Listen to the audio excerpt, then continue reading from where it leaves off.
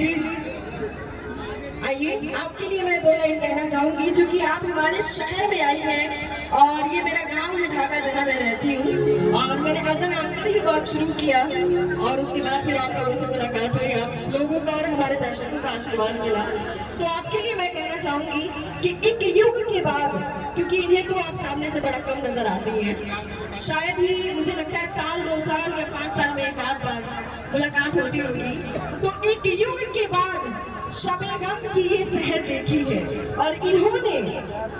आपकी एक फिल्म नई इधर देखी है और इनको यहाँ जो सामने खड़े हैं, इन्हें क्या खाक और शराबों में मजा आएगा, वैसे भी बिहार में बंद है, तो इन्हें क्या खाक और शराबों में मजा आएगा जिसने एक बार तेरी शो पे नजर देखी है। भाई आपकी निगाहों के और आपके प्यार के और आपके स्टाइल के दीवाने तो मतलब हमारी जितनी भोजपुरिया लोग हैं सब हैं, तो मैं इन सभी की तरफ से आपका तहे दिल से आभार व्यक्त करना चाहती हूँ कि आप यहाँ आई हैं। बहुत बहुत शुक्रिया आपका और हमारी जितने भी ऑडियंस है, मैं अपनी तरफ से आप सभी के लिए कुछ कहना चाहूंगी, क्योंकि